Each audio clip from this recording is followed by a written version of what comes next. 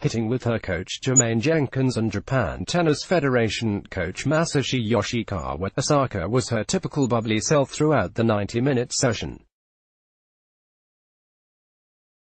showing no signs of the thumb injury that troubled her in Rome. The 21-year-old joked around with her team while working on her drop shots and drives, and even competed against Jenkins in some footwork drills set up by her fitness trainer Abdul Silla.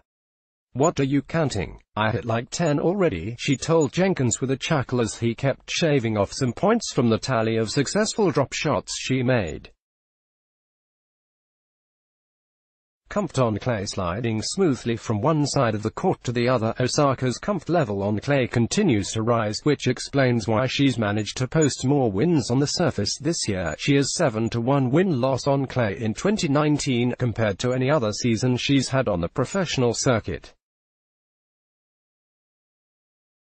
After capturing a second consecutive Grand Slam title by triumphing at the Australian Open last January, Osaka admitted to reporters that she will need to adjust her mentality on clay and grass in order to translate the form and success she's had on hard courts to other surfaces. It appears she's done just that during this stretch on the red dirt, with her ability to make adjustments both mentally and technically, and her constant desire to look forward rather than focus on past accomplishments proving to be her greatest assets. It's the main driving force behind her meteoric rise, and what is likely going to maintain her progress for many years to come.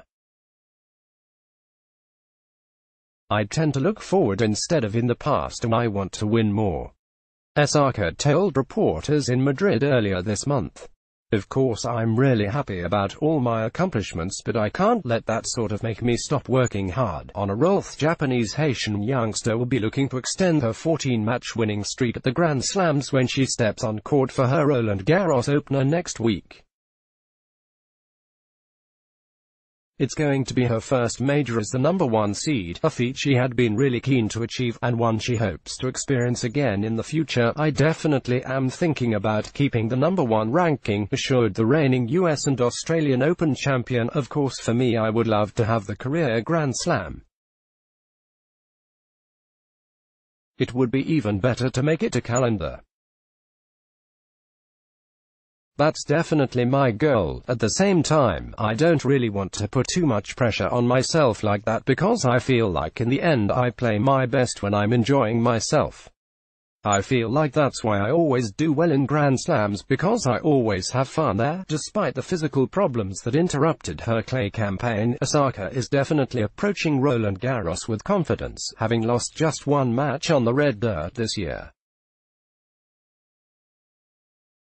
Supreme adaptability. Expanding on her mentality regarding the surface, Osaka says, "I think just being more comfortable sliding and moving around. I think last year I was set on liking hard more than clay instead of embracing clay court.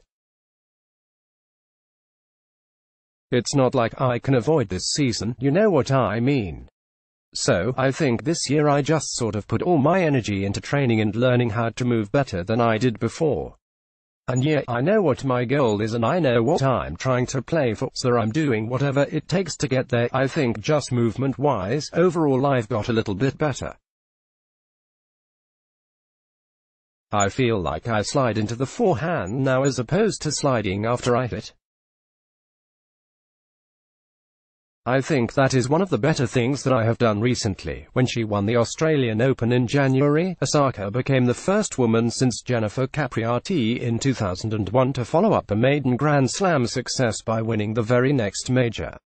With the prospect of making it 3 in a row now, Osaka could be on the cusp of something very special in Paris. Osaka is witty, insightful, quirky, and, as Madison Keys once described her, a breath of fresh air. But perhaps the most noticeable thing about her is how she approaches everything with a strong sense of purpose. "My dreams, they keep growing, and I always look towards the future," she says in a recently released advertisement for one of her sponsors. "I feel like everything connects, and the things that you do aren't really coincidence. It's sort of your whole life has been leading up to those moments, even if it's the tiny little things." Another special moment could be just around the corner for her. Let's block ads. Why?